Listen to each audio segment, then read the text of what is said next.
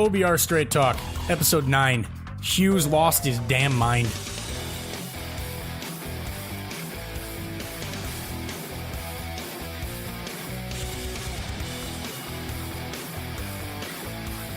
Welcome back to Episode 9 of OBR Straight Talk to all of our listeners out there. My name is Bob Evans, he's Scott Kennison, and people, we've actually had a special treat for you this week. No, not a Victory Monday. Browns lost in overtime again. No, we can't tell you that Carlos Hyde ran for 100 yards because he's down in a Jaguars uniform. But what we have for you this week is instead of making you wait until the middle of the podcast to get to Lane Adkins, we're going to go ahead and before we even talk about anything that happened, we're going to go ahead and welcome Lane into the podcast. All right, everybody, as he tries to do every single week, we have the godfather of OBR Straight Talk on the podcast. I'm not getting cut off by Scott that I messed this up or he messed this up. So, Lane, we only have to do this take one time. Welcome on into the podcast. Hey, just another Monday in Cleveland. How you guys doing? Doing great, Lane. Thanks, as always, for jumping on with us and dealing with, I guess, slight technical difficulties, even though we told you that there weren't going to be any. Scott, thanks for doing your job. We appreciate it.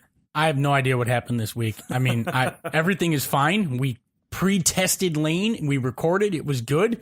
And then when we hit to go live, the gremlins just jumped up and all of a sudden Lane sounded like he was swimming underwater, like one of those water levels in Mario. And he was trying to communicate to us from there. Oh, man. You only had one job. Come on. Just one job. Two jobs. Hot takes and making sure stuff works properly, Scott. But anyways, Lane, as I said, thanks for coming on with us. We've got obviously a lot to talk about, so let's just dive right in so we don't keep you for 30 minutes. Let's start with the Carlos Hyde trade. Obviously, the major shocker on Friday. I mean, on the OBR, we had noted that there were some trade discussions in the works with the Browns, but the Hyde trade kind of came out of left field. What are your thoughts on that? Well, the timing of it is what you have to question. I mean, you went through a whole week of practice. Carlos Hyde was the starter during practice. For this thing to pop the way it did, you have to wonder, how long this had been simmering. Hadn't heard about any issues that was going on behind closed doors. We know that Hue Jackson was, he let it be known that he didn't have a role and wanted a role, and they wanted to get Chubb on the field, which is going to achieve that, which we did see on Sunday, and he played reasonably well. So it opened up the door for Chubb and Hue Jackson to start getting on the field. But the only problem is going to be how they're going to be utilized in Todd Haley's offensive system. Yeah, that was that was a little bit of a surprise to me because as we were talking about before we came on, we hear that they're clearing the way. You're going to get more Chubb, more Duke, and then the only time that Duke runs the football in the Tampa Bay game was that stupid draw with like 2 minutes to go, or whenever they were running the 2-minute offense on 1st and 10. That was just mind-boggling to me. You move out Hyde to clear carries, and you run the ball with Duke once.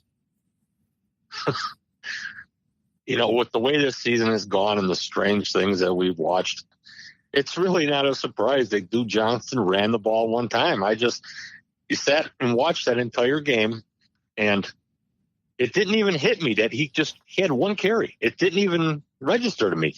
And then when you look back at the game, you're going, he only carried the ball one damn time? I mean, what the hell are these guys thinking?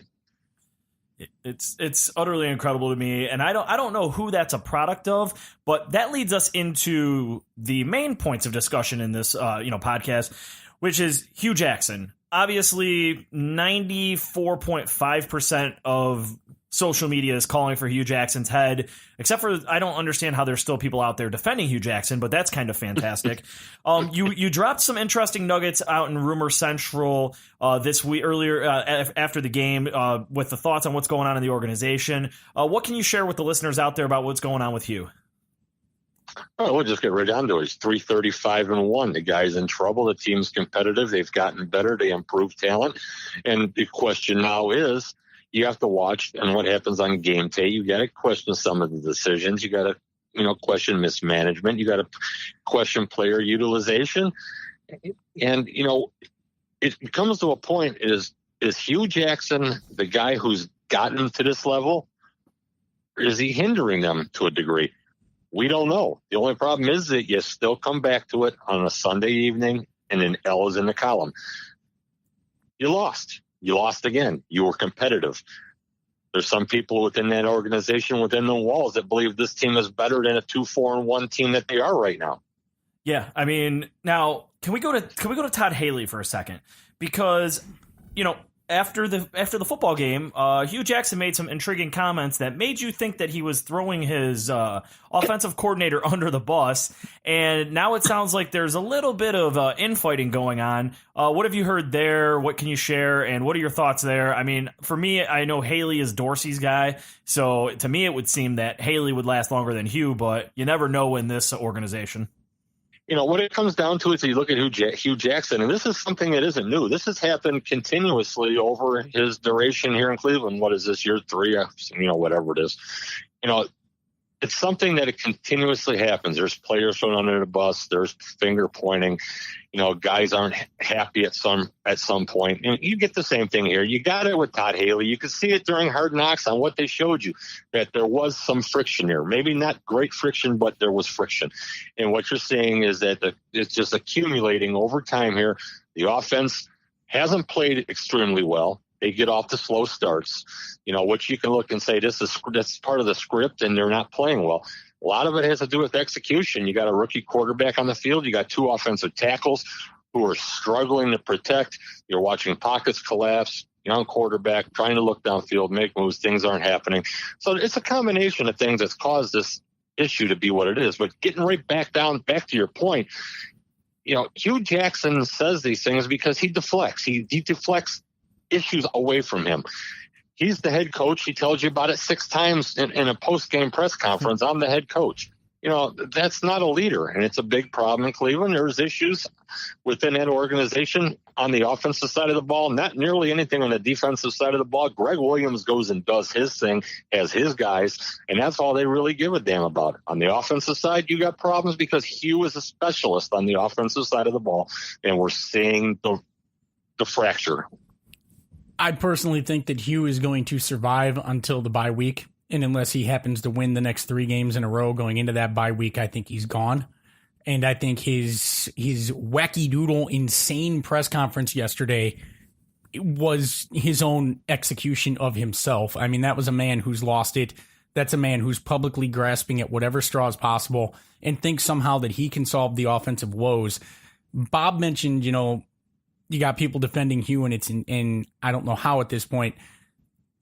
I've got to agree to an extent that the talent here hasn't been great, but at some point Hue Jackson has to be responsible for what's going on as a head coach. You got to look at it and you've got to say, I don't know, Lane, maybe I'm missing it, but where is this guy helping his team? When I watch, I sit there and I say, what has Hue Jackson done in 2 and almost a half seasons now to help his team win a game? I can't remember a time when he has actually coached his team to a victory, but I can remember multiple times. It seems to me like he's hurting the team and he's never helping the team.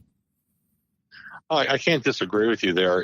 It comes down to what we see is what a head coach is. And we can talk about, they haven't had talent. They didn't try to win. They didn't do this, didn't do that. But the only problem is that Hue Jackson has had his hand in what was on that field the first 2 years he was the head coach. He didn't make every decision, but he was involved in the process. The team was terrible. The team didn't progress. You had young guys that progressed somewhat, but not nearly to what they should have been. You threw a rookie quarterback who was ill-prepared, never should have been on the field last year in Deshaun Kaiser, and you made him your starting quarterback. How do you expect to be competitive and win? People aren't going to take you serious, and that's what the Browns are. You get into year 3 here, you cook it. You're 2-4-1. You got people who are excited because they won 2 games. So they've won more games than they had in 2 previous years. The only problem is at 2-4-1, you could be 5-2.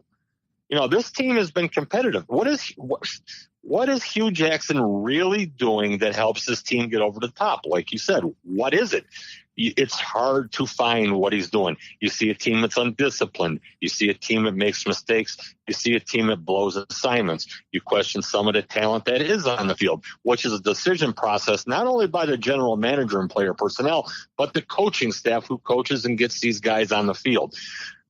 You come down to it and you got to look at Hue Jackson and you got to say, okay, Hue, what have you done? You're going into Pittsburgh, and the likelihood of getting rolled is stronger than anything that we've seen up to this point this year. And you have to question whether Hue Jackson is going to survive. Many people don't think it is. But if you want to sit here and look at social media, you got some guys who are in a kumbaya fest because they've won twice and been competitive. That doesn't win in the NFL.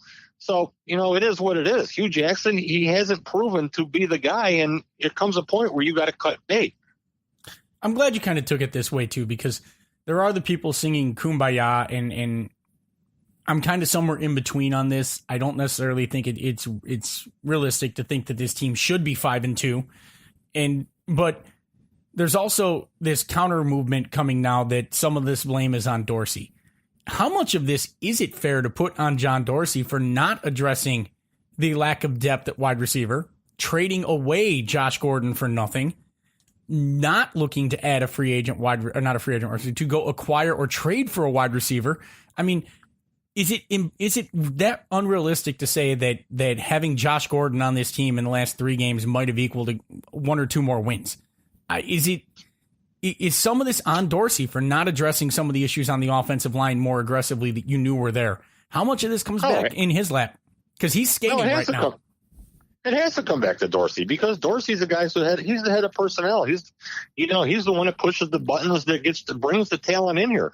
Make no mistake, this guy isn't somebody who's just, it's okay. He's John Dorsey, and he had a good draft to this point, so let's not point the finger at him. No, he's responsible for it. He's the guy who's responsible to bring talent in here. They need help at wide receiver. They have problems at offensive tackle. They've got some depth questions along the defensive line. All those things are a responsibility of those guys and player personnel. You can dump on coaching staff as much as you want, but 1, the talent isn't enough, or 2, your coaching staff isn't capable of getting talent out of these guys to play on a Sunday at a consistent level. You got a problem. You got a disconnect between your player personnel and your coaching staff, which undoubtedly there is issue between what one side sees and the other sees. You bring all these defensive linemen in, but you don't see them play. You can look at John Dorsey and say, hey, we drafted Chad Thomas in the 3rd round, and the guy can't block me. So, you have issues, and somebody has to get to the bottom of it, because you can't blow picks like a Thomas pick where the guy can't even get on the field. And you can't expect to have an undrafted free agent at left tackle that people got excited about because a couple weeks he didn't really face anybody of strong pass rushing ability. And now the last couple of weeks or so, he's getting pushed back into the lap of your rookie quarterback, and his high priced free agent right tackle, Chris Hubbard, has been an abomination too. You're not going to win football games. So John Dorsey doesn't get a pass. If anything, he should be standing there right next to you. Every week I say this, and I'm not one of those people that seeks out like any kind of confirmation, but I was having the same conversation on everybody's favorite Twitter earlier, Lane, and I made those same exact points. And left and right, I'm getting people, well, Dorsey, it doesn't matter. Dorsey had an excellent draft. And I'm like, but he didn't really, though. Like, yes, you got Baker Mayfield. Yes, you got Nick Chubb. Yes, you got Denzel Ward. You found Avery in the 5th round. But your pick at number 33, and this is where I want to go from here, Lane. The pick at number 33, Austin Corbett, I mean, he's been active the last couple of weeks, but aside from a couple of spots I saw him used as an extra blocker and saw him on special teams, he hasn't done much of anything. And I just wonder, A, how big of a failure was that on Dorsey and the staff? Because somebody on the Twitter was coming back to me saying, well, look at Cam Irving. He's flourishing with the Chiefs now. Maybe it's the coaches that have failed Austin Corbett. So I want to go there with you. How much of it, Corbett's lack of development do you think was on the coaching staff versus the front office just screwed up when they picked this kid? You're looking at a guy who was drafted 33rd. He's not necessarily a left tackle. He's a guy that's going to be projected to play inside, a guy who may have an opportunity to be more of right tackle. In Cleveland, you have a very good left tackle. You have a good right tackle. You have, guards. You have questions at left tackle. You have questions at right tackle. And your center isn't a very strong part. He's more of a technician. He can be moved off the ball, position that maybe Corbett at some point could end up fitting into. The thing with the center, J.C. Treader, is that, his contract is such where, he can go away here before long, and the Browns won't take too much of a hit. But, what it comes down to is you have to have the opportunity. And Corbett, they Cameron Irving'd him a little bit of what they did to him in camp, where he's played multiple positions. The same thing they did with when Irving was drafted in here. He played some center, he played some guard, he played some tackle. You're all over the place. And sometimes it can be overwhelming for a rookie, coming in, especially stepping up from somewhere like Nevada to the NFL. There's a step there. He didn't come into Cleveland he's not as good as Joel Antonio was when he came. But the guy's talented. The only problem is that you got to find him a position and leave him there, play him, let him develop, let him get the opportunity, let him take some lumps and get experience, because that's what it's going to come down to. But when you watch the guy he can play the game. You got to have the opportunity. And you can understand that, they moved Antonio out to left tackle and they moved him back because they wanted to help solidify the inside of the offensive line, thinking that on the tackle they could get away with a little bit more. Now they're finding out that they're being collapsed from the outside, and now they're getting interior push, and it's right back in Baker Mayfield's face. And that's a problem for this offense that they're going to have to come up with a way to resolve, because you're just going to see more teams bringing that interior pressure. So, Lane, I'm going to tie this kind of all together with the question on the way out, because it's going to be something I'm going to want to talk about at length later, and I want to get your opinion on it earlier. We've talked about what John Dorsey's role in this is. And to be fair, I think John Dorsey had a pretty good draft. He missed in some places. He added some talent. We've talked about Hue Jackson, and Hue's not the guy I want coaching this team when they're a playoff contender. But have we as a city, did we fall into a mass shared delusion about how good this team was 2 or 3 games in, and about how talented this roster was heading into the regular season? Because I think ultimately we overestimated all of it. We've got Jarvis Landry and a bunch of guys who are probably going to be in the XFL next year. And we got some rookies that were overrating significantly. And we talk about David Njoku like he's the next coming of Tony Gonzalez, but he's had 2 or 3 games where he's caught the ball, and the rest of his career he's looked like he has 2 feet for hands. I feel like, and even Baker Mayfield, I'm guilty of it. I called him Baby Favre. I said Baker Mayfield changes everything. Have we really just went into this because we want it to be a good team so bad that we have this shared mass delusion? And then is that really making us not fairly evaluate John Dorsey, and to some extent even have unfair expectations of Hue? Well, let's put it this way. You're 2-4-1. You've been competitive in every game except one. Games that they could have won. So they are doing things. Things are getting done. Things are happening. They're progressing. If the question comes down to is how much have they really progressed? How good is this team in all reality? And what's hindering them and what can be improved? The team has no wide receivers. You have Jarvis Landry. You've seen a considerable drop off when Higgins left, when he got hurt.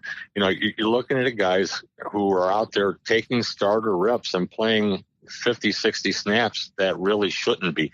And that's where you question how come somebody wasn't brought in here. Yes, you want to develop talent. And if you think that these guys are talented enough with the experience in this development process to take another step here in the near future, okay. If your expectation is to be competitive, win some games, but don't expect it all to happen in 2018, okay, then you can accept some of that. But, the question comes down to is that at 2-4-1, you could be right in the middle of this thing, and you didn't expect to be, but you could be. And it's an opportunity that you don't pass on. And what you're seeing right now with the Browns is that they're passing on it, because for weeks they've let this wide receiver issue fester. It's Jarvis Landry and a bunch of whoever. Same thing with David Njoku. David Njoku is a tremendous physical guy. The guy can play. He can run. He makes some really unbelievable catches, but then he drops every ordinary thing you can find. It's just an inconsistency of a young guy. And these are all drive killers, momentum killers, things that help you become 2-4-1 instead of 5-2, or losing a game in overtime instead of winning the thing in regulation. These are the type of things that kill a team, and this is where they are. And you have to wonder, is it a John Dorsey thing with talent? Is it a coaching thing with Hue Jackson? A lot of questions. Personally, I don't think this team it's decent. I don't think it's a good team. I don't think it's a bad team. They're decent. The only problem is that with a few moves, they could be more than decent and actually have a chance to sneak in and make some noise. So that's where you stand. You're 2-4-1. You don't have any wide receivers. You don't use your tight end talent. You're getting killed along the offensive line, but you're staying competitive. Lane, great stuff as always. We appreciate having you on. One quick question before you go. When does Hue get fired? Well, let's see. They play in Pittsburgh next, right? Yep, at Pittsburgh before 2 home games. So Jimmy Haslam's Pittsburgh streak continues. I could see him getting the axe if they get waxed in Pittsburgh. I could see it, but the other thing too is this team continues to surprise. This may be a really competitive game, and if it is, they're not going to fire Hue Jackson. Same thing when you get to the week after. If they're really competitive and he doesn't make some unbelievable calls that blow the game for them, it's hard to tell what they're going to think because they want to preach continuity, but they're sick of losing. So, at some point, they're going to get tired of running into the wall and somebody's going to fall. And I could see it happen anytime here in the next couple of weeks. I could see it happen. And for the strangest thing, if the Browns come out and pull a win out here, it's not going to happen yet. So it's up in the air. Nobody knows. Great stuff as always. We really appreciate it. Thanks for bearing with us on the few technical difficulties we had, Lane. Until next time. All right, guys. See you next time. Yep.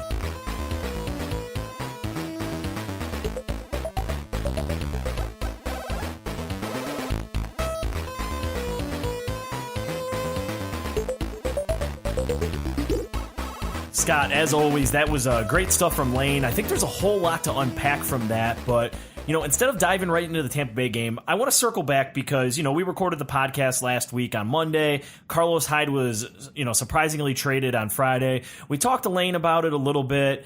We've heard reports and rumors out there that the Jags initiated this trade conversation. To me, I've talked about it on social media for a few days now. I don't understand trading your starting running back 3.4 yards per carry or whatever stat you need to, validate the fact that you didn't like Carlos Hyde out there for you listeners. I don't understand depleting your depth chart at the running back position for a 5th rounder next year. I don't want people to come at me with Dorsey found Tyreek Hill. Look at him. He found Jannard Avery this year in the 5th round. Just imagine what we can add to this team next year. At the time of trading Carlos Hyde, you were 2-3-1. Now we're 2-4-1. But you're talking about moving on from Hyde, and this has nothing to do with Nick Chubb's performance. Nothing. We'll get into that in a little bit. You're talking about trading a proven veteran running back and handing over the reins to a rookie who's ran the ball 3 times a game, and Duke Johnson, who seems that every time he runs the ball between the tackles, he gets up holding his chest or he tweaks a hamstring. I love Duke. Duke is a massive weapon on this team, but you're talking about turning over the backfield to those two. If either one of them goes down with an injury, Hilliard, the undrafted kick returner, is now your backup running back. And likely, well, maybe not, because Duke Johnson had 1 carry against Tampa Bay, but likely getting carries with whoever the lead back is. So, to me, the whole trade made no sense. If they would have shipped Hyde out for a wide receiver, shipped him out for a DB, shipped him out for a linebacker, shipped him out for anything that could help this team this year, I would still have been pissed about it because you're depleting the position, but I just don't get it. I mean, this is, if Sashi Brown made this trade, Twitter would have absolutely destroyed him. Am I wrong? Rightfully so. Look, I'm a John Dorsey guy. I think John Dorsey's done a lot of good things. But trot out whichever quote you like better. Those who do not learn from history are doomed to repeat it. Or the old Einstein chestnut about the definition of insanity is doing the same thing over and over again and expecting different results. Did you learn nothing, John Dorsey, when you let Josh Gordon go? Because you felt you had enough depth at wide receiver that you didn't need Josh Gordon. Even though Josh isn't the old Josh Gordon, he's still better than anything we have on this roster, which includes guys that we picked up after I've been out of football for 2 years. Rod Streeter went down. You learn nothing? You're so confident in the depth that you have at running back, which consists of Nick Chubb, Duke Johnson, and an undrafted kick returner, that you feel that you can trade away a proven NFL back who can get the job done, if not at an exceptionally high level, a proven NFL back, you thought you could trade him away for the equivalent of some kicking balls and tees. Because people, I know you love draft picks and I know you overvalue them insanely, but a 5th round draft pick usually is something that's just taking up space on the back end of your special teams unit. It's not the gold that you think it is usually. Maybe it is. Maybe you get one more dart. Maybe you get one more chance to catch magic. But ultimately, you traded away a proven NFL player for what you might scrounge out of the depths of the NFL draft.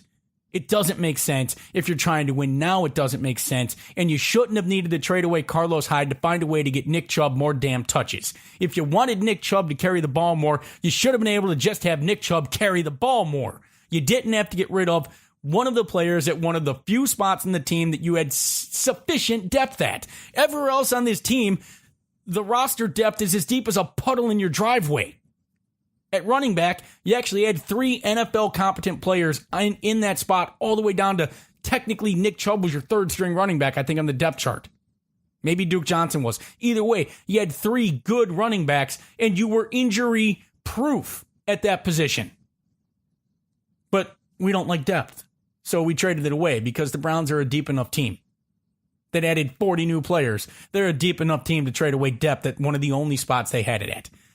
It makes no sense. This is not about whether Nick Chubb is better. This is not about how effective Nick Chubb is. This is about the value that you got for a proven NFL player. Just like it's about the value that you got for Josh Gordon, which you didn't get the value that you should have got for Josh Gordon. These are the type of moves that I don't get.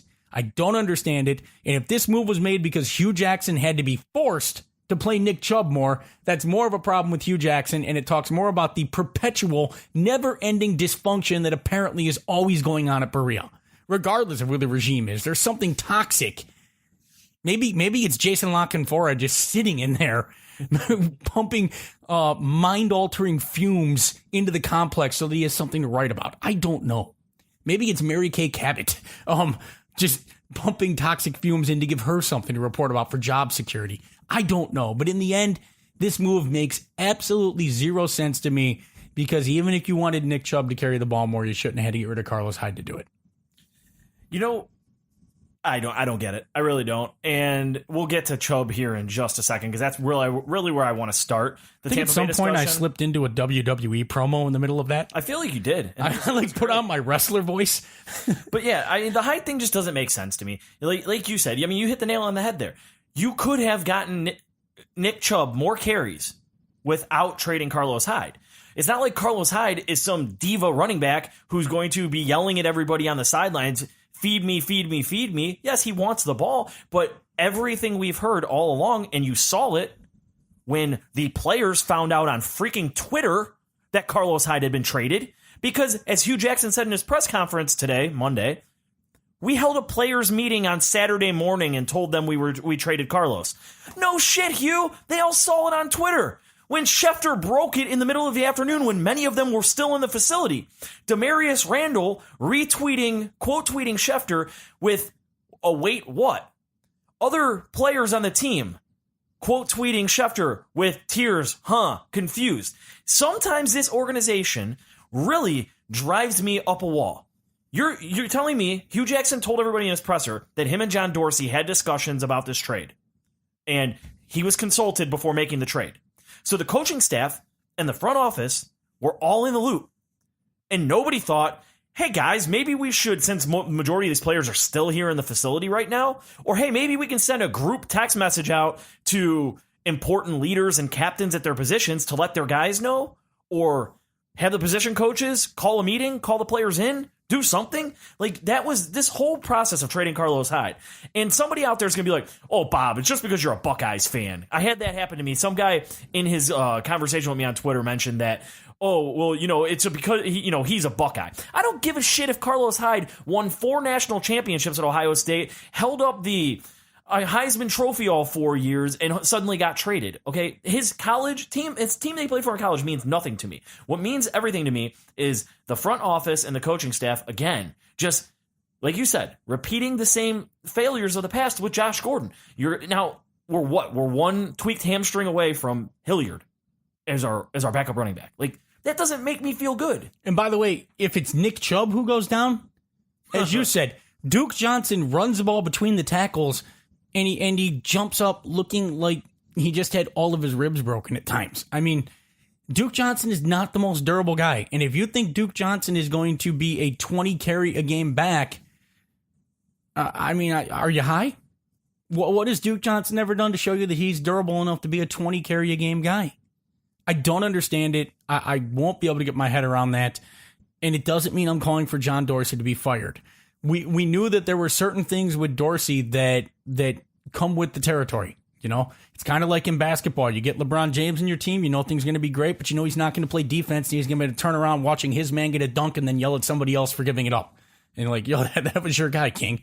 So with John Dorsey, there's going to be things you're going to have to take with him. And some of these moves just don't make sense. I don't get this one. This is smarter than the room syndrome, and that appears to be an airborne disease that just stays in the complex at Berea. I mean, I don't get it. Smarter than the room disorder seems to go all the way back to Marty Schottenheimer refusing to fire his brother as the offensive coordinator. It is baffling to me how no matter how many times we change this regime out, no matter how many different GMs and coaching combinations that come in here, as soon as you arrive in Cleveland, the dysfunctionality starts. And if you don't think there's dysfunction going on right now, there is clearly a war between Hue Jackson and Todd Haley, to the point that Hue Jackson is trying to throw him not under a bus, but a train. Like, Hue Jackson is trying to destroy Todd Haley. Yeah, it's days away from a Todd Haley sex tape leaking and it being tracked back to Hue Jackson. I don't know what's going on there. But, you know, maybe if I was Hue Jackson, I'd be afraid of the guy who appears to be the coach in waiting hand chosen by John Dorsey to begin with. But it feels like this thing has been dysfunctional since Hard Knocks. Like, you could see roots of it there between Haley and Hue, and that it's just been growing and growing and growing. And the way this Carlos Hyde trade went down, both for what you got, the timing of it, and how it was conveyed to the players, is just not the way a professional organization does things. It's thoroughly baffling. And then to top that up with whatever that press conference was that went on Sunday. I mean, you're a desperate man when you tell someone 6 times what your job is. Hey, Bob. Is the head coach? Who's the head coach? I think it's Hue Jackson. Bob, 2 weeks ago, the audio quality on this podcast just wasn't what it needed to be. And, I'm the guy who produces it. I'm the guy who edits the podcast, and I've got to step in and make sure that the editing and the audio quality is good. And I'm the guy who produces the audio. Bob. That's my job. And I've got to step up and make sure the audio quality is good. And there's things I know how to do, so I'm going to step in and do it. And that's what's just going to have to happen. No, I never said I'm taking over the audio producing duties. I just said that, I'm just going to have to step in and help. I don't know. I don't know what that was. It was insane. All right. I feel like that's enough about Hyde. He's gone. He's left us.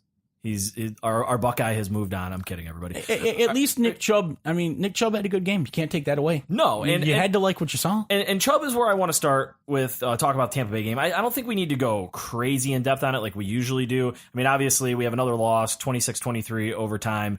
Kicker who missed a extra point and a field goal suddenly somehow hits a damn 59-yarder to win it, and Baker Mayfield becomes a meme for that 2-parter of like looking out at because the sun is glaring in, like having his hand up on his head, like looking, and then just going down to his like knees, like can't believe that the guy made it. So I want to start with Nick Chubb because I need to get something off my chest here. It's a 2-parter.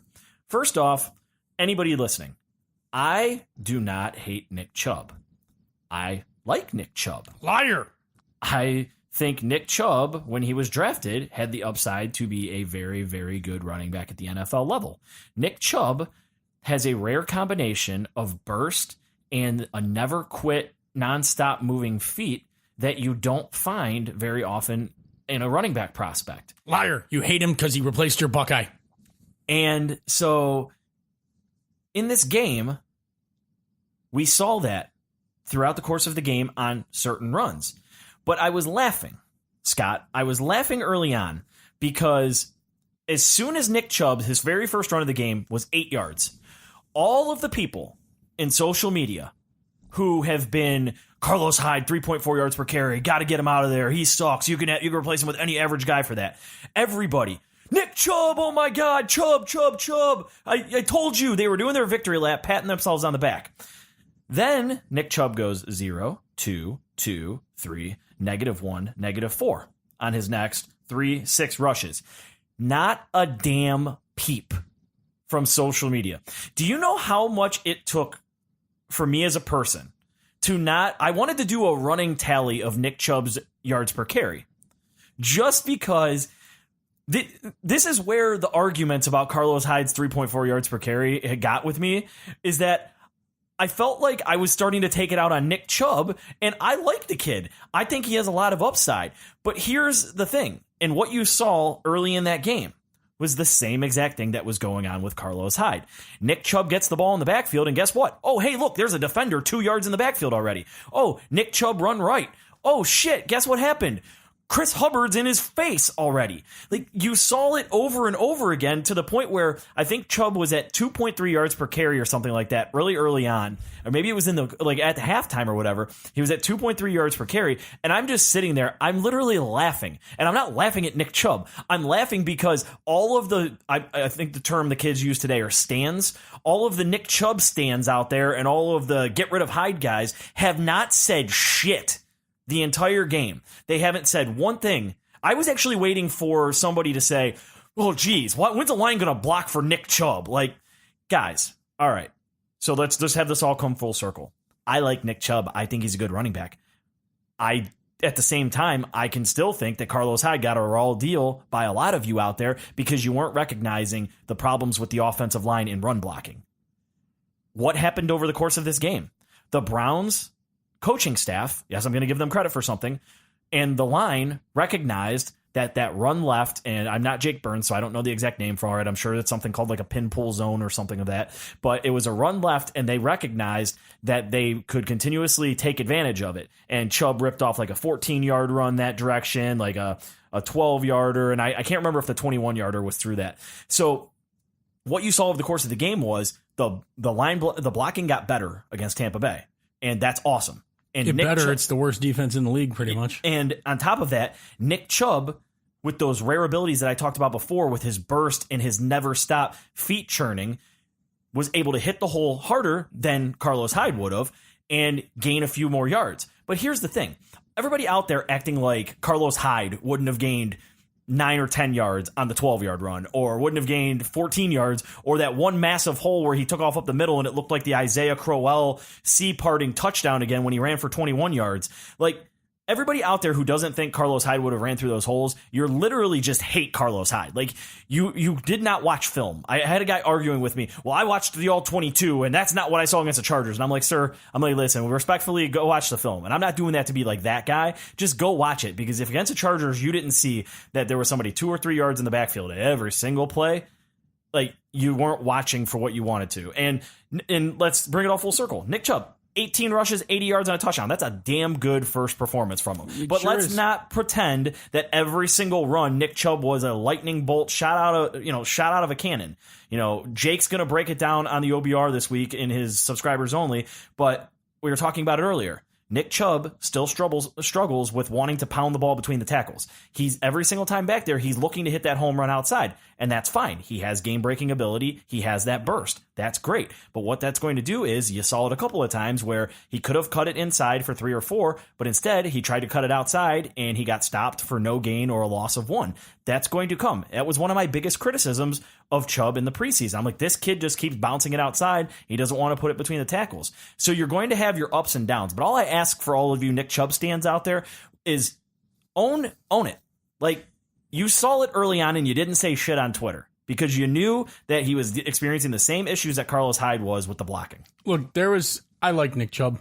I think Nick Chubb, I said earlier that next year was going to be, he should absolutely take over the starting running back duties next year when you can rely on him more in pass protection and he's learned not to bounce everything to the outside and to take 3 yards on a play because that's good in some cases rather than bouncing it to the outside for a loss.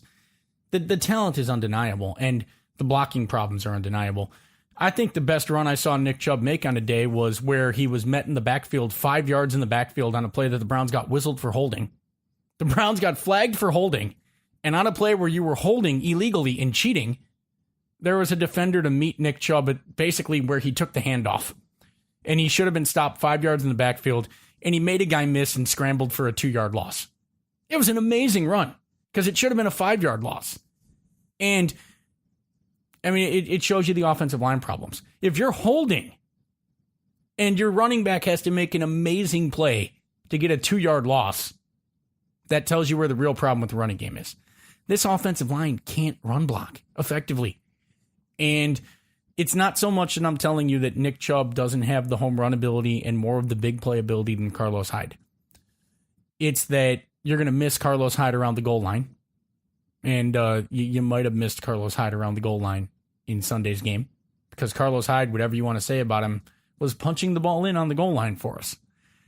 You're going to miss Carlos Hyde in the fact of more of the consistency. He might have been 3.4 yards a carry, but it was 2.5, 4, 3, 5, 2.5, 4, 2.5, 5 versus 15, 0, 0, 15, 3, 2, 1, -2, -4, 3, 1, 2. The running game is about putting yourself in a position where you're in second and I can call anything in the playbook so that you'll be in third and I can call anything in the playbook. If you run the ball on first down and you gain 1 yard, that's terrible because now you're behind the 8 ball on your 2nd and 9 and the ability to run the ball on 2nd and 9 is really gone. You really can't risk running the ball and being at 3rd and 8. And that's how you end up being unbalanced on the pass. That's how you end up not having enough touches to have Duke Johnson run the ball more than a couple of times. You have to be able to run the ball and know, look, if you told Todd Haley that I can run the ball on first down and get 4 yards on every carry or 3.5 yards on every carry, he would be running the ball on first down a lot if he knew that he could run at will on first down and be in 2nd and 6 in almost every situation or 2nd and 6.5, 2nd and 7. He'd run the ball a ton. Do you disagree? I think he would. Because 2nd and 6 is a great spot to be in. It's not 2nd and 3rd, but occasionally he's going to be there. It's a good spot. And that's the difference that you might miss with Carlos Hyde. And yards per carry doesn't tell the whole story. That doesn't mean that Nick Chubb had a bad game. Nick Chubb had an excellent game, and I hope he builds on that. And Absolutely. I hope that wasn't just facing a bad Tampa Bay Buccaneers defense. I hope he goes out against the Steelers and builds on that, and he has 22 carries for 115 and 2 touchdowns. If he goes out against the Steelers and has 19 carries for 42 yards and no touchdowns, I'm not going to all of a sudden say Nick Chubb sucks. Nope. Because ultimately he's running behind what right now is not a good offensive line. And I don't know, was that Rondé Barber or Tiki Barber? On the call? It's Rondé, right? It was Rondé, yeah. Rondé loves the center of that Browns offensive line. Oh, yeah. And I don't know what offensive line he's looking at.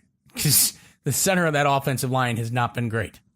Every other play, all I hear was, "Oh man, did you see that block by Kevin Zeitler?" I'm like, "No, I didn't notice it. Thanks. I'll watch back when I watch the L22 tomorrow, though."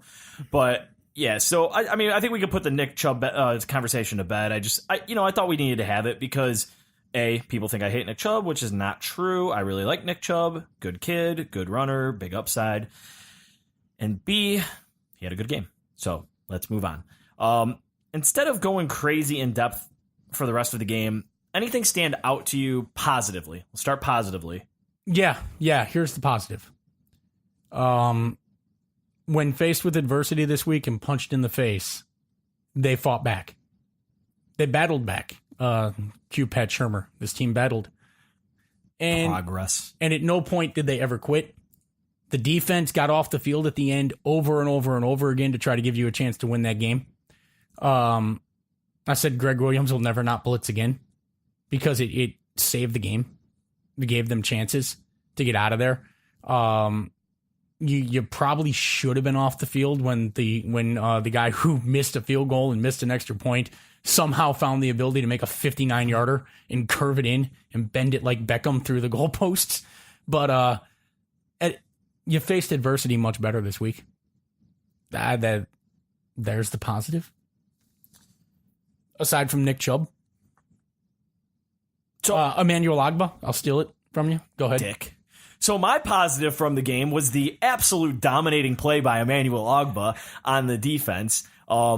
aside from the fact that he got called for a 15-yard penalty for two-hand touching the quarterback's shoulders, which was fantastic. I rewound it. Like, I don't usually, when I'm watching the game at home, I don't usually rewind to go back.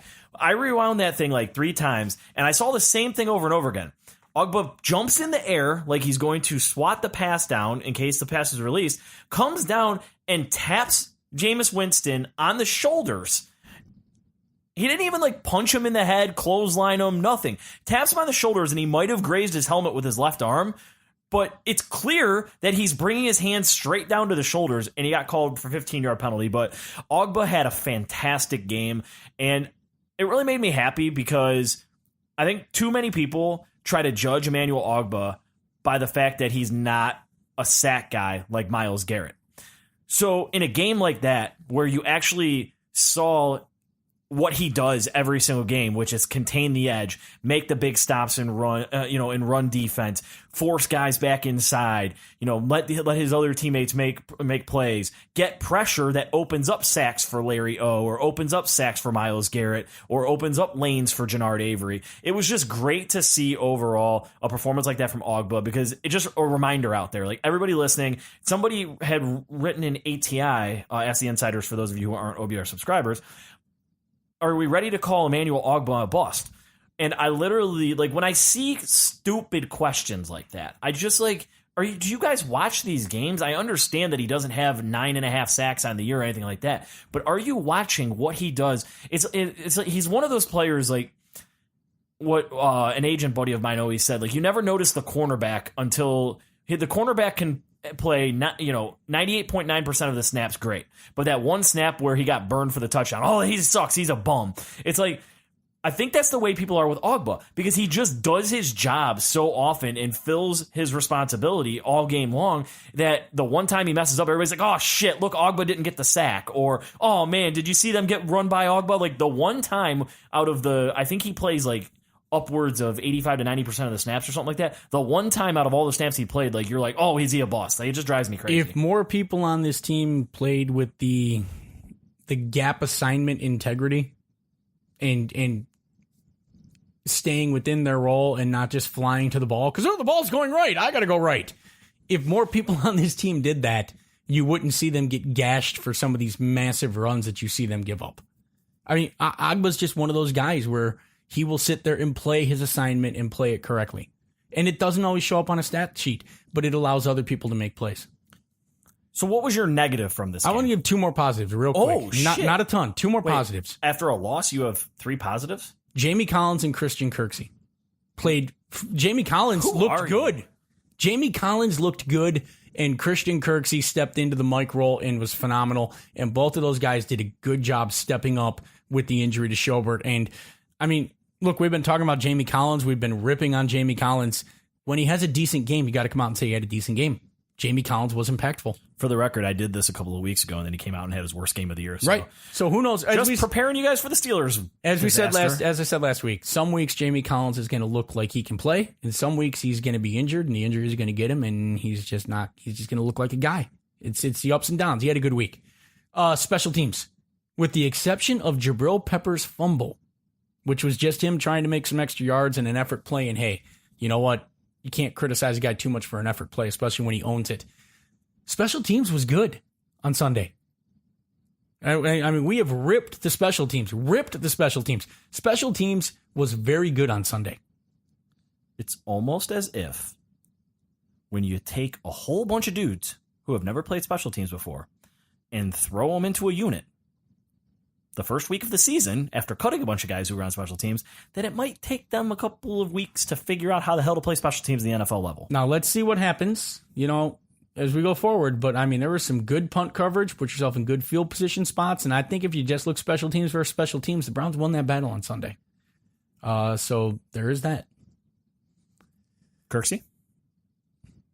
As I say, he played very positively. Oh, I thought you were going to expand on that. No, I mean, look, he played well in the middle. And I know where you're trying to bait me to go there. But Kirksey played very well in the middle, shows his versatility. And, I mean, he had an interception. He was flying around the field, 7 tackles. He had a great game. And people were concerned about what would happen with Joe Schobert out. And I don't think you lost much at all in that spot. So that's a big step up by Christian Kirksey. The negative I want to go to. You almost got me to go there too. Since you went into positives, more positives than I thought you would have. The negative I want to go to is, what the hell is this team doing in the first half of football games on offense? 6 punts and a turnover on downs. And I mean, if you read, like, if I were to just go to somebody and say, the team that we played against, we got a safety, then obviously they went and they had a field goal and 2 touchdowns, but then they went interception and fumble to end the half. And I told you it was 16-2 at halftime. You'd be like, you're out of your damn mind. The Browns punted the ball 6 times. Let me just double check. I think it was 6 times. And they had that turnover on downs. Yes. 6 punts and a turnover on downs in the first half. That's hard to do, especially with the turnovers and the field position they had. Hugh alluded to it in this press conference where he said he's involved in the game script. And the game script is generally the first, group of plays that you come out of, to start your game. I've heard it's anywhere between 10 and 15 plays. So 10 and 15 plays. You're probably talking about, in reality, maybe it's not 15. That seems a lot to script because it feels like you got to throw that script away by the time you get to potentially your third or fourth possession. But maybe you're thinking it's the first drive and a half. Yeah. So, and I wasn't trying to put that on Hugh. I'm just saying he was involved in the game script. So I just don't understand whatever Haley and Hugh and all of the offensive staff do when they create this game script. They need to just have bring Joe Boo in, have a seance, sacrifice a chicken, do whatever they got to do to that script and burn the script in the middle of the locker room, because Baker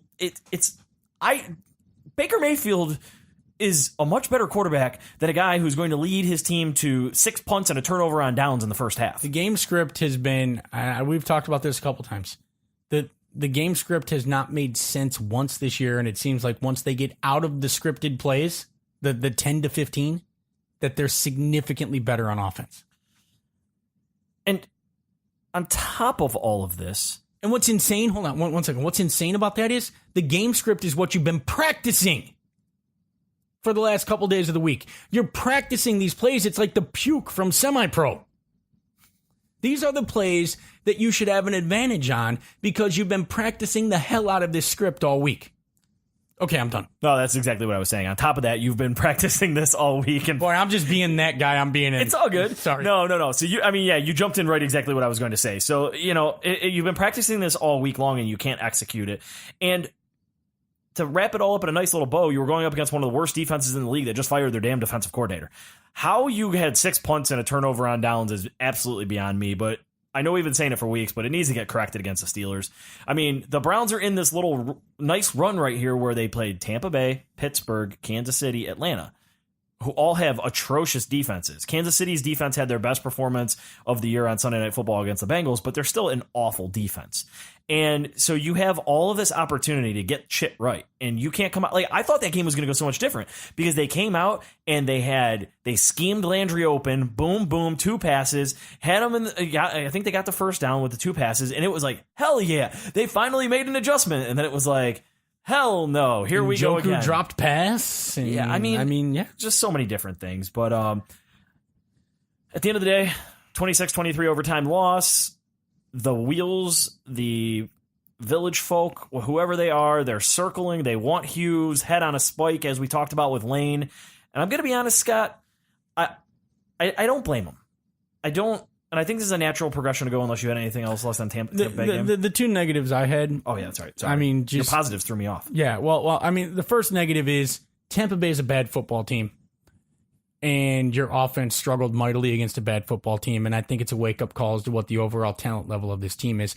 Tampa Bay is not as good as their record indicates. It's just not a very great football team. And they're probably going to end up being like a 6-win, 5-win team when it's all said and done. And I'm not saying that the Browns aren't any... I'm saying that we need to reassess where we're going with it. So the negative here to me is that you went to play a football team that was struggling, a lot of what you said, and you couldn't really capitalize on it, and you scored 2 points in the first half against them and looked god-awful. The other negative is the double guardian angel. We have now, Greg Williams has said, you don't like my guardian angel. You don't think it makes sense to play one free safety 35 yards behind the line of scrimmage. I'm going to play them both 35 yards behind the line of scrimmage. Fantastic. We're now playing 9 on 11. I mean, how many times those free safeties are so deep and you're in a cover 2?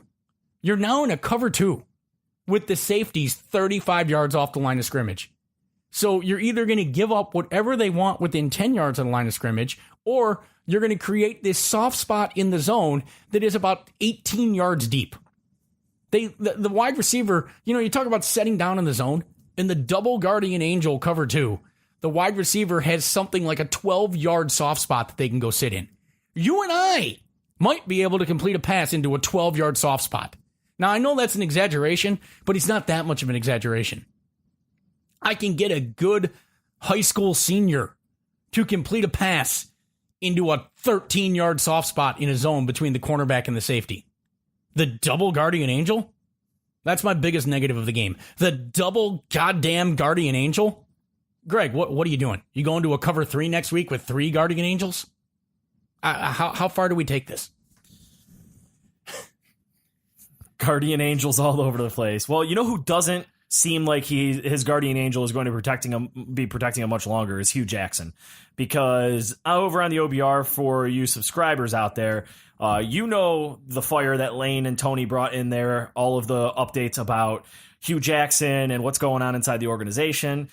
Since that is subscriber only, I can't really divulge too much of it, but we can just say this to paraphrase. Hue is walking on lava. That's all I can really say. The floor is lava. The floor is lava. It's bad out there. And so my thing with Hue Jackson right now, because there's a lot of conversations going on in the social media world about this, I don't see what keeping Hue Jackson around is doing positively for this organization. Every single week, it's another excuse. Every single week, it seems like he's throwing another member of the team, whether it's the coaching staff or whether it's a player. And I know we talked about this with Lane earlier. It just seems like he's throwing somebody under the bus every single week. And it's not just a now thing. It was last year with Sashi. And it's not just a Cleveland thing. It was during his tenure in Oakland, too. There's an excerpt running around where it was in an article, and he literally says, we have to be better. It was something along the lines of, and I should have had it prepared, but it was, this is inexcusable. Being 8-8, we need to be better than this. We're going to fix this. I'm not going to let this happen again. I'm going to get involved and do whatever I can to make it happen. Something like that. It's literally like every single press conference that Hugh's had in his 2.5 years here, it was all wrapped up into an article with a quote from him back when he was with Oakland as their head coach. And I think he was saying something about getting involved in drafting, doing whatever he had to do to right the ship there. It's repeating the same behavior over and over again. I just don't see what Hue Jackson is bringing to this organization. And maybe it's because I'm not in the building. I don't know. But all I know is everything we're hearing right now is the front office doesn't want him. He's losing the locker room. Oops. I'm just kidding. All right, you guys can have that. That's from the Rumor Central. Lane can yell at me later. We're hearing little tidbits like that. And I don't see it. I don't understand what keeping Hue Jackson around does. Because if they accidentally slip up and win a game against the Steelers on Sunday, is that because Hue Jackson did something? Or is it because the offense executed Todd Haley's plan better? Or is that because the defense executed Greg Williams' plan better? At this point in time, I just don't understand what Hue Jackson brings to this football team. As weird as that sounds. I don't get it. Bizarro world entertainment value. It's like in the Pat Shurmur press conference, you wanted to see what idiotic thing he would say, like throwing and catching is an important part of the game. If you're not converting third downs, you're probably not going to win. You have to score touchdowns to win football games. You went to those press conferences. In this, you want to see who Oprah Jackson is going to throw under the bus. You get thrown under the bus. You get thrown under the bus. You get thrown under the bus. You get thrown under the bus. I'm waiting for when he blames the fans for not making enough noise to get in the heads of the other team in pressure situations. I don't know. He's running out of people to throw under the bus. And it's not leadership.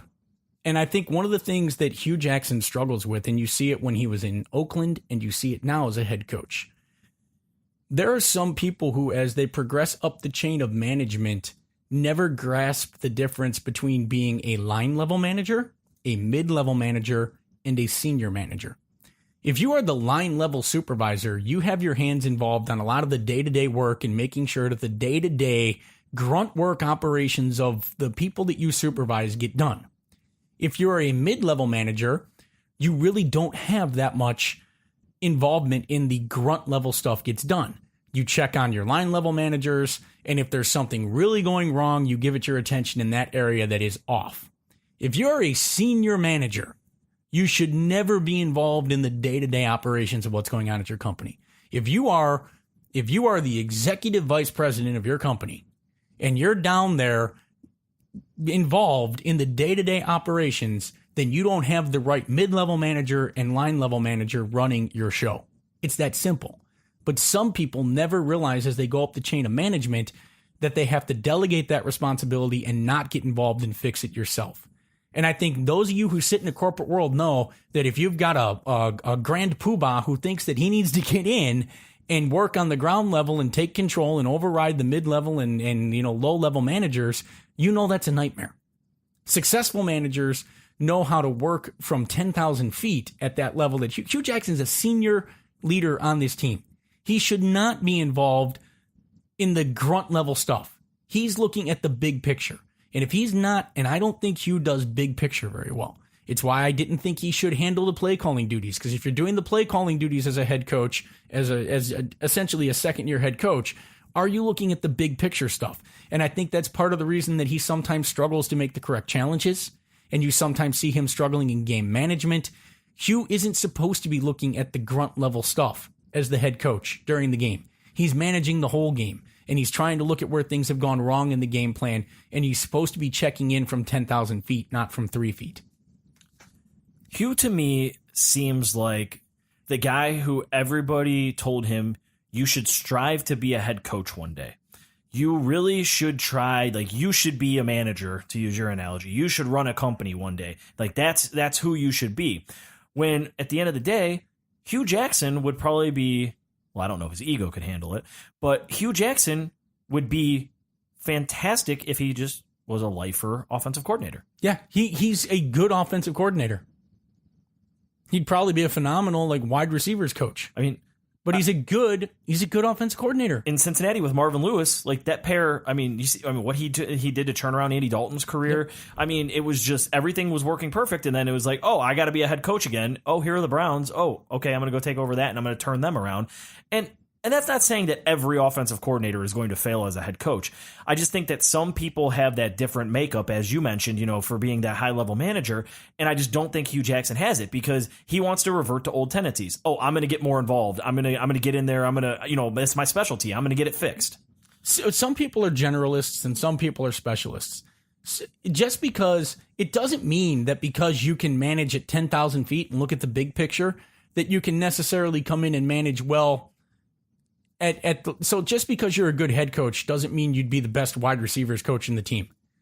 And vice versa, some people they have that ability. They can look at the big picture, but they're not very good if you give them a specialized task. They have to be big picture thinkers.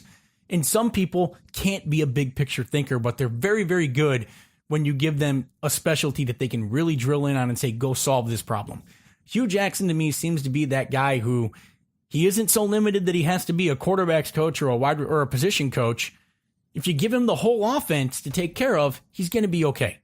When you ask him to take care of and coach everything and step back and let people do their job, he doesn't seem to be that guy. And to me, that's Hue's biggest problem as a head coach. That's why he's going to fail as a head coach. And the other problem is he has an inability to take responsibility. Now, he sounds like he wants to take responsibility. That's a complete dog and pony show. That wasn't him wanting to take responsibility Sunday. That was him shifting responsibility from Hue Jackson to Todd Haley. What's wrong with this team is not Hue Jackson. What's wrong with this team is Todd Haley. Just like last year, what's wrong with the team wasn't Hue Jackson. It was Sashi Brown's guys. Not a leader. He doesn't know how to take responsibility. He says the words, but they're the wrong words, and the integrity behind the words is not there. And I just, Hue's all about Hue. Hue Jackson's here, baby, and that means everyone's getting thrown under the bus. Speaking of throwing people under the bus, I want to throw Hue under the bus right now, but I'm going to do it in a way of, I'm going to ask you the same question I asked Lane. How much longer do you think Hue Jackson is going to be the head coach of this football team, or when does he finally get thrown under the bus by Jimmy Haslam and finds his way out the door? So unless Hue does something spectacularly idiotic, amazingly idiotic, and just implodes more so than he did in that press conference on Sunday, I think it is before the bye week. I think he's got these next 3 games. I think he's going to lose these next 3 games. And I think even if he wins 2 of these games, it's not enough. I think that the decision has been made to move on from Hue Jackson. I think it's very evident that a Hue Jackson coach team will only ever be as good as the team is. Hue Jackson isn't ever going to coach his team to a victory. He's just not. If you're waiting for Hue Jackson to go Bill Belichick and go hoodie and figure out a way to on the sidelines outthink his opponent and out-strategize the other team and change on a fly his offensive or defensive strategies to fit the personnel he has or adapt in game, it's not happening. Hue's not that guy. Mike Pettin had a better chance of being that guy. And we talked about the fact that the adjustments in Mike Pettin's games, in the old shows that we did were not good. Hue Jackson he's never going to coach his team to a win. A Hue Jackson coach team will be as good or bad as the players. He's never going to actually develop his players because he just doesn't do that for all the talk of being a quarterback whisperer. I'm sorry. He got lucky with Andy Dalton because he's had time here to make these quarterbacks good, and I haven't seen it. And at that point, I think they realize that, and I think they know they have to move on. This team is moving in a direction that it could be very, very good. And to be quite honest with you, I know this is going to sound completely insane. I actually like the prospects of letting Todd Haley coach this team out from the bye week on so that you see what Todd Haley could do as the head coach. And then you have an idea if you want to keep Todd Haley as the head coach next year and maybe not have to change over this entire coaching staff in the offseason and get new offensive coordinator, new defensive coordinator, and new position coaches all over again, because people may right now just roll their eyes at me and go, what? Because I don't like the Guardian Angels. I really don't want Greg Williams leaving as the defensive coordinator. I think he's on to something. The defense plays hard for him. And while it's never going to be, a Greg Williams defense has its flaws and he's a thoroughly average to above average coordinator, I'd rather roll with that than gamble on bringing in somebody else who's going to be better at this point because Greg's getting stuff done. And I'm intrigued by what Todd Haley could do as an offensive coordinator. He has as a head coach, he has a very good track record as an offensive coordinator. He came out of Pittsburgh, and this is not, it sounds like it's real close to the Bill Belichick coaching tree thing, which just never works. But he got to see how Mike Tomlin does things. He got to see how a winning organization runs. You can hate the Steelers all you want. They're just good every year. And he got to see that. He got to be part of that. And he might be able to bring that culture here. And he's had success. He's been part of that success. I think it's, I used 3,000 words to answer your question, but I think it's right before the bye week. I think that's where it makes sense and where it's logical. It gives the team a chance to digest it, and it gives Todd Haley a chance to settle into that role and not rush into his role as head coach into that first game. I'm right there with you, except I would like to see it happen right after the game this Sunday. And we'll get to Steelers here in a second because I don't think we need to talk too long about that game. But I don't see any way that, this team's been surprising people, as Lane said, but to me, this is one of those letdown games where everybody's like, all right, they came back against Tampa Bay and they showed all this fight and now they're going to come out against the Steelers. Maybe I'm wrong, but this Steelers team doesn't seem to be the same one that played us in week 1. So I would love to see it happen after they lose on Sunday to the Steelers. Because just like you said, where you wanted to see Haley get the last 6 games after the bye week, I want to see him get half the season. Because that'll be this Sunday is the 8th game against the Steelers. I would love to see Haley get, and I wrote about it to one of our subscribers on ATI today, 2 home games especially that Kansas City game. And a lot of people are going to be like, why would you want to throw Haley to the Wolves like that against Kansas City? Because there's this natural thing that happens when a member of the coaching staff gets fired. Like, the players get fired up to play that next game because they're like, shit, our jobs could be on the line. It's like this, that fight or flight thing where it's just like everybody's got to come up and step up. Home game, feed off the home crowd energy. Baker versus Mahomes, all the energy is going to be going on. Kansas City's offense is electric. Kansas City's defense is trash. So I would just love to see them go full Haley, and maybe Haley gets the squad up to pull off this upset against Kansas City. And then you welcome in a team like Atlanta, another trash defense, who I believe they're beating the Giants as we're recording this. That Atlanta game is very winnable. Yeah. That's the other reason I agree with you. You could go from sitting at, this is another reason why I just want to fire Hue to get it done and over with. But you're if you lose to the Steelers, you're going to be 2-5-1. You could salvage the before the bye week with, I know I'm talking crazy right now with beating Kansas City, but if you somehow found a way to win against Kansas City and Atlanta at home and go into the bye week at 4-5-1, that's, now you're looking at the last 6 games of your season at 4-5-1, dude. Shit can get weird there.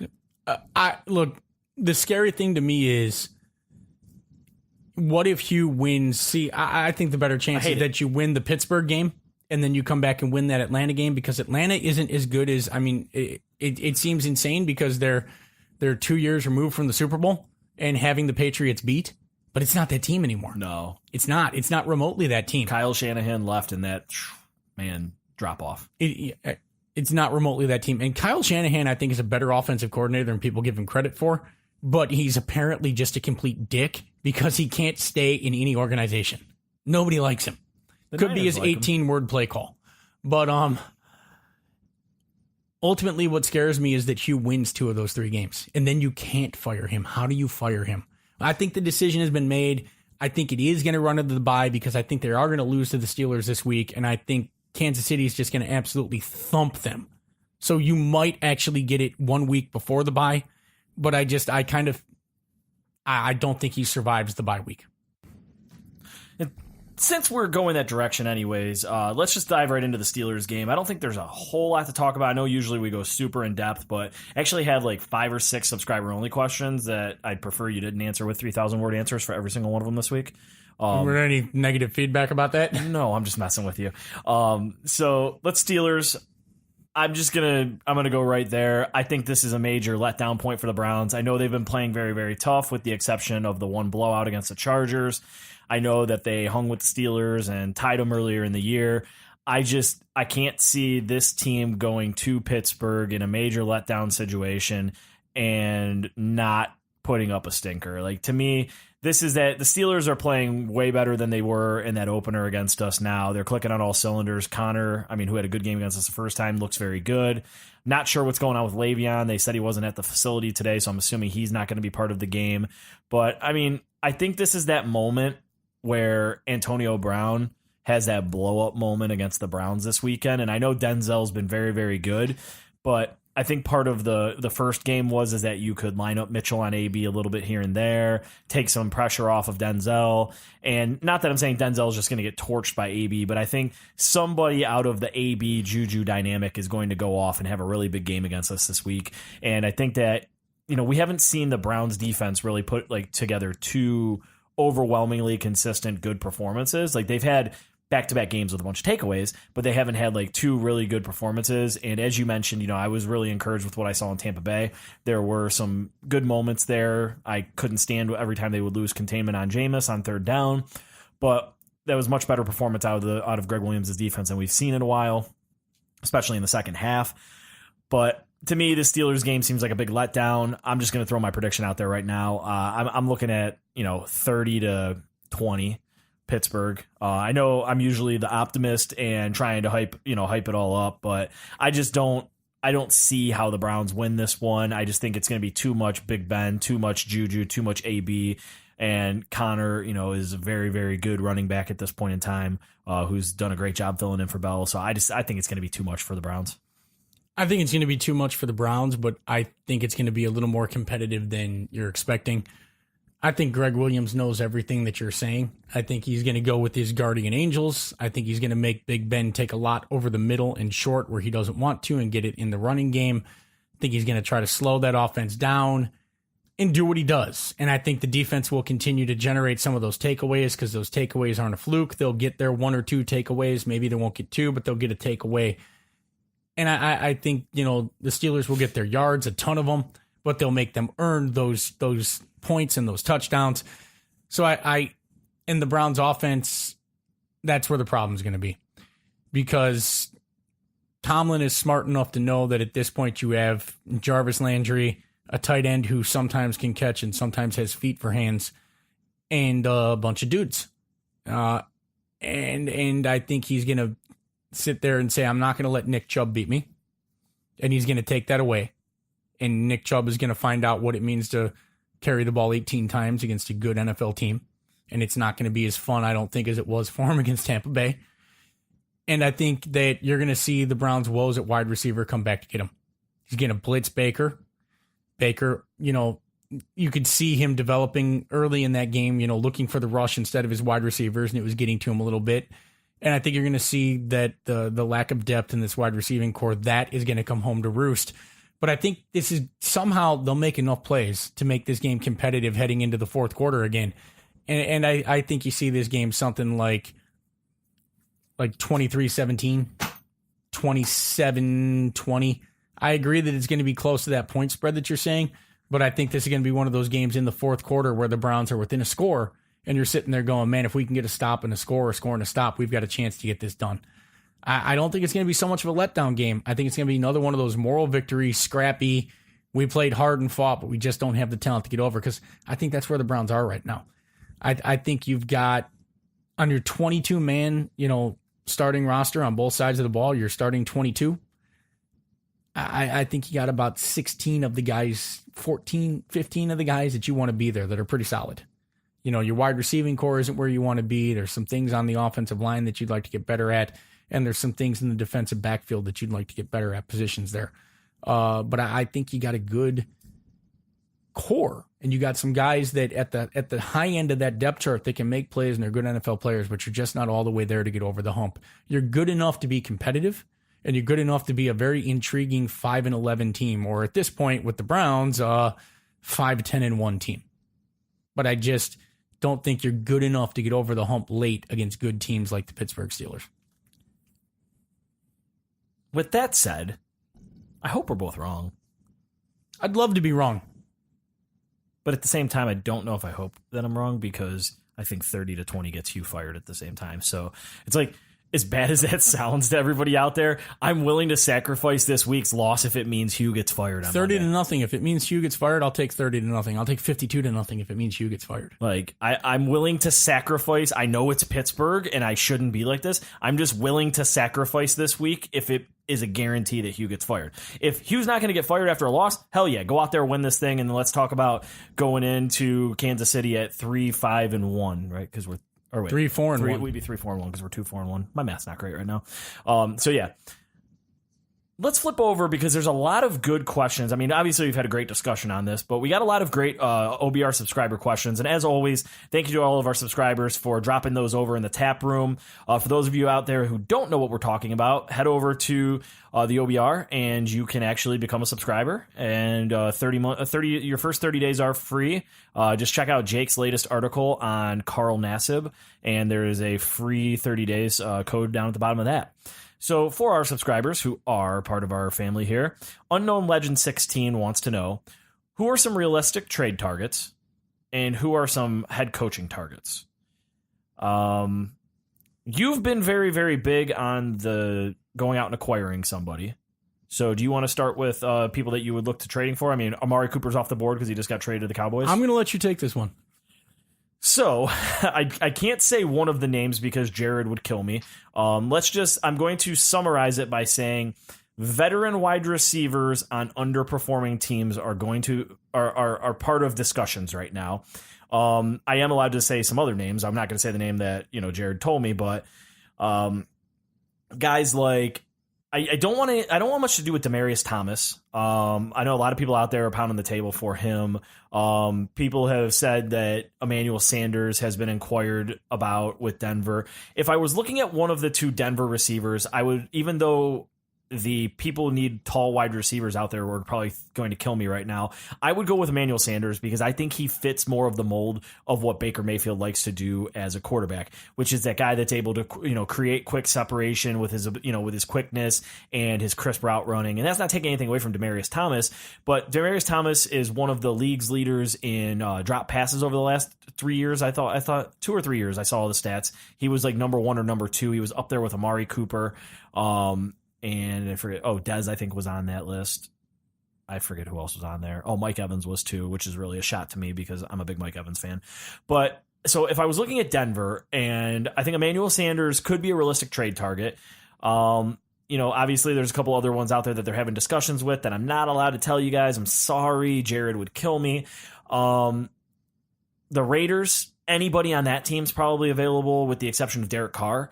So guys that you could be looking into would be like a Garyon Conley, corner out of Ohio State, 2017 first round pick. Although, I think it was Rapp earlier today who was saying that they'd probably be less inclined to deal him. But if the offer's right, you could probably get him in as a corner if you're not happy with what you're working with now. Jordy Nelson intrigues me, mainly just because you could probably get Jordy Nelson off of Oakland for that 5th rounder you just got Carlos Hyde for. So a guy like Jordy, maybe him. But I would just say, I know that's only a couple of names. I know you probably want me to list off like 10 people here.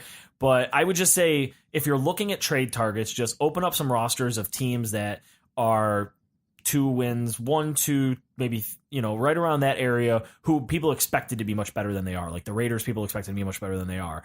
The teams like the Colts with Andrew Luck, people expected them to be much better than they are. I would take a look at those teams and go from there. Head coaching targets, do you have any, or do you want me to take that part too? No, go ahead and take that part too. So obviously Lincoln Riley will be out there from Oklahoma, Baker Mayfield connection. I think your more realistic head coaching targets are going to be John DeFilippo, offensive coordinator of the Vikings, used to be here. I like that one. Flip. I think you go to Kansas City. I'm going to butcher his last name, Eric Bieniemy. He's their offensive coordinator. He just got promoted from running backs coach last year. He has a connection to John Dorsey, staying in Kansas City. Their special teams coordinator, associate head coach Dave Taub. He was mentioned last offseason. He interviewed for a few jobs. I think those are going to be the names that you hear most often connected with the Browns. Another guy who's always intrigued me, and I have no clue why he's never gotten a head coaching interview that I've heard of, Pete Carmichael for the Saints. He's been their offensive coordinator for like the entire time Breeze and Peyton have been there, and he's never left, which is just mind-boggling to me. Maybe he's one of those guys that just would rather be the offensive coordinator with one of the top 4 quarterbacks of all time. But so I think that's kind of where your conversation will start. Somebody will mention, that they should look at a defensive coordinator type and then let them hire. I think Ben Albright did mention on Twitter that he thinks they should hire a 4-3 defensive coordinator, head coaching candidate, and then go with a really creative offensive coordinator. But I think that those are the type of guys that you're going to see in the running there. All right. Our next question, I want to recognize you, Den, but I just don't have an answer. I looked it up. Den asked, explain Hue's contract as to when he can be released without the escalator to the 5-year pay. I'm assuming that's what they're waiting for. Den, as I said in the thread, coaching contracts aren't made public the way player contracts are. I couldn't find anything on the escalator. I know it was out there. One thing I will say, though, is his contract is a 4-year contract with a 5th-year option. So if Hue were fired this year, they would only owe the balance of year 3 and then year 4. They wouldn't actually have to pay year 5 because it was an option year. Bellhead asks a 4-parter. So let me try to get through this. Honestly, have the Cleveland Browns done something personally to Roger Goodell? This is perfect for you, Scott. Or the league referees to where we are being blackballed. I understand fans will trivialize blown calls against their team, blaming the calls for losing, but we are outside of statistical norms here. There were 3 calls yesterday, which I had a meltdown. 1, Baker getting speared when he slid. Yes, he is a runner, but the NFL has the new rule on spearing. 2, the missed false start on Tampa Bay late in the game. Yes, we ended up with a sack, but how did the refs miss another one? Tampa lined up in the neutral zone once again. The Zebras threw a ton of flags yesterday on players of the line of scrimmage, but missed this one. The replay flag was thrown by Tampa within the 2-minute warning. Why was a timeout not charged? They were charged a timeout. They did go back and do that, so that I did remember that one. So I guess, Scott, the question for you is, what have the Cleveland Browns done to Roger Goodell, and why are we being blackballed? Nothing. Not being blackballed. The NFL is just poorly officiated right now. Just like basketball is poorly officiated. The NBA doesn't have the fix in for the Golden State Warriors to win every year. NBA officials are just terrible. The NFL doesn't have it in for the Cleveland Browns. They don't need to have it in for the Cleveland Browns. The Browns have done that to themselves. You have done that to yourself, Anakin. I'm sorry, that's the Star Wars nerd in me. I don't understand what you're saying. I don't know about you sometimes, man. I told you, I watched like 5 minutes of one. They put it on in middle school in like 6th grade science class, and I fell asleep. It was the best hour of sleep I ever got. Okay, so the sacrilege of ripping on Star Wars. But at any rate, let's go back to what I was saying. No, the NFL doesn't have it in for the Cleveland Browns. Yes, the calls have been bad. Yes, the false starts that were missed have been absolutely atrocious. And yes, as a Cleveland Browns fan, you sit there and you think that, oh, dear God, they have it in for us. And there's no other way to explain it other than that these refs, these terrible refs, are on the take. The truth of the matter is that if that was the case, Jimmy Haslam would be screaming from the rooftops. More than that, the NFL is a billion-dollar business. It's one of the biggest businesses in America. It's regulated. The United States, if the NFL was fixing games with the gambling that goes on games, the whistle would be blown. Do you actually think you could fix NFL games with the amount of money that is wagered on them every single week? Now, some of you are saying, Scott, that's exactly why the games are fixed, because of the amount of money wagered on them. Vegas wants a winner, and Vegas decides who wins. Vegas is a corporation. Vegas is essentially Microsoft and IBM and Chase Manhattan Bank. It's the same thing. They're corporations with shareholder fiduciary responsibilities. And do you know what would happen if it was found out that the MGM Grand was bribing referees to influence the outcome of NFL games? People would be arrested because there would be a shareholder revolt because you are violating your fiduciary responsibilities by literally gambling with the shareholders' money. That is a crime that can actually send you to jail. Okay, that's one of those, federal resort prison crimes, but it is a crime. In the end, no. The games are not fixed. The NFL does not have it against the Cleveland Browns. The NFL is just a poorly officiated league right now. Bellhead followed up. Offensive line play. Is this an issue of bad OTs, or is the line coach not getting blamed enough? I think it's just an issue of talent on the line. The offense, yeah, there's technique. Get low. Get lower than the guy coming at you. Recognizing where the blitz is coming from and communication. All of those things. I'm a firm believer that at the NFL level, you're not exactly coaching up these guys as much as people might think. It's not like high school and it's not like college where you're going to make a quantum leap. There's another sci-fi reference. You're going to make a quantum leap forward in your technique and your ability. Cam Irving might be flourishing right now in Kansas City, and there might be some things that they helped him with technique-wise and fundamentally. But it also could be that he just got stronger, and he put some time in the weight room, and he just started playing with an attitude. And it's offensive line. Are you stronger than the guy that's blocking you? Some of that you can compensate with technique, but to a certain extent, it's still strength on strength and who's stronger and who wants it more and who's got the better attitude for it. Ultimately, I think you're seeing how great Joe Thomas was, and you're trying to replace a Hall of Famer. And that's a huge thing. You lost the anchor to your offensive line. And that's just, to me, what it comes down to. It's they're just losing the will battle, the strength battle, and they're just not able to move the guys that they're going up against off of their spot.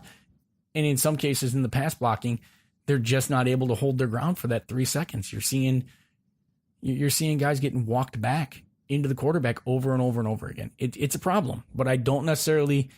You can coach me up all you want to, okay? And Bob, if I was trying to block you, you could coach me with all the technique in the world, but you're going to run through me 9 times out of 10. It's just going to happen. I'm not going to block you. My swim move is on point too. Yeah, I mean, it's just not going to happen. In the end, that's what it comes down to. Our final question, and then we will let all of you go who have made it to the end of this podcast, is from Rainer Dog. Any chance they try to shuffle the line with Robinson at right tackle or Bitonio at left tackle plus Watford or Corbett at guard? Why don't our coordinators rotate players? Last year, Hue had wide receivers out every other play, and now he can't rotate running backs. Why is Haley having Landry run deep routes? How does New England always have a seemingly great O-line, Solder the hot commodity leaves and has looked like garbage at times? Didn't see that so much in years past when Brady could sit in the pocket, complete a crossword puzzle, then complete a pass. I'm going to start with the first one. Any chance they try to shuffle the line with Robinson at right tackle or Bitonio at left tackle with Watford or Corbett at guard? Listen, if Greg Robinson couldn't beat out what they're trotting out there at left tackle and right tackle right now, I'm not seeing him get a chance suddenly in the middle of the season. So I'm going to go ahead and throw him out there, barring injury. Bitonio back to left tackle. The whole reason they put Bitonio back inside was because they thought the combination of Harrison at left tackle and Bitonio at left guard was better than Bitonio at left tackle and Watford or Corbett at guard. So I'm going to go ahead and say no again there. I think right now you're looking at Austin Corbett as your backup center.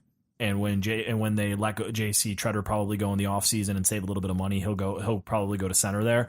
I don't see any shuffling of the line at this point. The biggest thing they're trying to do with this line right now is maintain the interior of that line, because as Sobo said when we had him on like a second or third podcast, with a shorter quarterback, you need the interior of your line to be really, really good. If they blow that up and you start suddenly getting that push in the middle back into Baker, as opposed to, I mean, don't get me wrong, the left tackle and right tackle being driven back into Baker is bad, but at least he has the opportunity to step up. If suddenly you're shuffling that around and now he's scared of stepping up, that's probably putting him in a real bad situation. So I would, as sad as it sounds, I would keep it as is and just pray that Harrison or Hubbard figures it out. Barring injury, the line is what it is.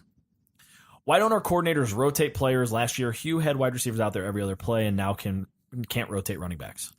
All right, so you ready to make me sound completely insane? We had more depth at wide receiver last year than we have this year. So you could potentially rotate wide receivers. And that's saying a lot because we didn't have much talent at wide receiver last year to begin with.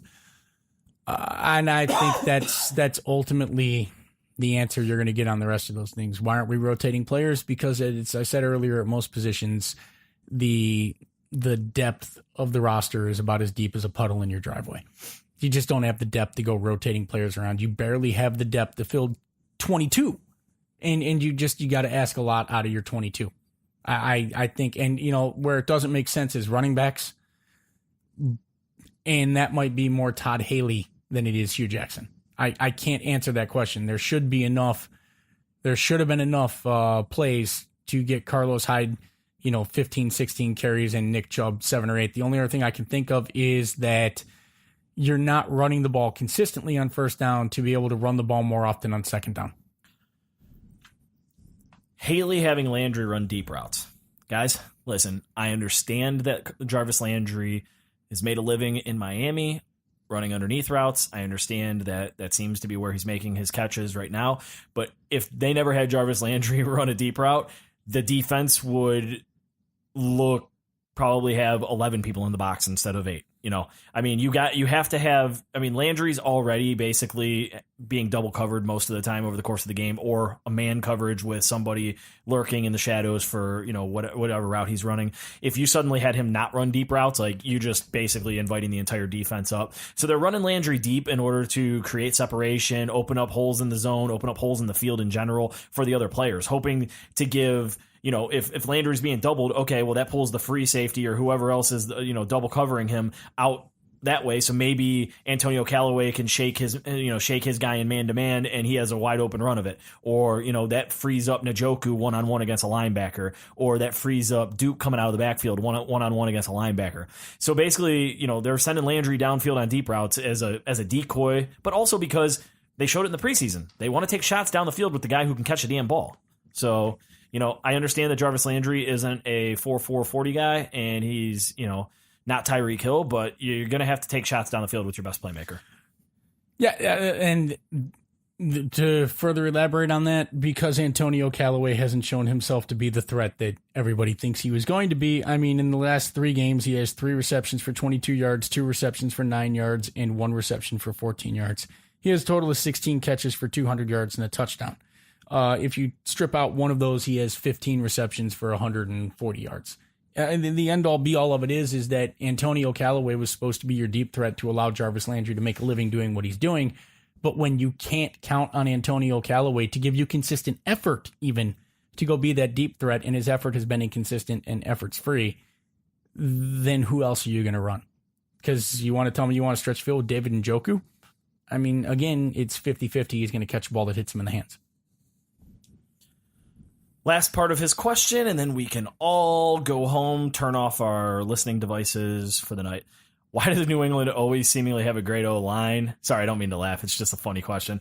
Solder, the hot commodity, leaves and has looked like garbage at times. Didn't see that so much in years past when Brady could sit in pocket, complete a crossword puzzle, and then complete a pass. I think, Brady makes everybody better. So getting the ball out quickly. Josh McDaniels does a great job scheming the ball out quickly out of his hands. They also do a really good job. They have a ton of receivers that block. Every single receiver somehow contributes to blocking. I even saw Josh Gordon blocking. Like, they just have really good coaches who put together a great scheme for the pieces and parts that they have, and you have the greatest quarterback of all time. Bill Belichick is actually a wizard. His real name is Gandalf. I mean, that's just what it is. Bill Belichick is a wizard. There is nobody, from the moment he said that Bernie Kosar had diminishing skills until the moment that he finally tells Tom Brady that it's over and he cuts Tom Brady, Bill Belichick has been right just about every single time that he said someone is done. He also has an amazing ability to pick people up off the scrap heap, starting with Randy Moss. LeGarrette Blount. He figured out that LeGarrette Blount was going to be useful and got the best year of that guy's career. He just over and over and over again has figured out how to see when guys still have it and he can go get them for value. And he's figured out when to let someone go before anyone else has seen that they no longer have it. Trust me, Tom Brady is not there still because he's Tom Brady and it's owed to him. Tom Brady is there still because Bill Belichick hasn't seen the diminishing skills yet. Had Bill seen Tom Brady's skills eroding, Tom would have been gone. And it wouldn't have saved him that he was Tom freaking Brady and the GOAT of GOATs. Okay? It's Bill Belichick is a wizard. He's not a human being. All right. Well, on that note, as always, thank you everybody for listening to this episode. Thank you to Lane for jumping on with us right at the beginning of the podcast to give you guys all of that straight talk fire from the forums and from his own personal opinions. Scott, thank you for co-hosting and for, driving a lot of the conversation tonight. I was a little bit out of it, so I appreciate that. Everybody, until next time, make sure you go follow the OBR. Take advantage of that 30-day free trial offer that is in Jake's latest article on Carl Nassib. And until next week, go Browns, and hopefully goodbye Hue.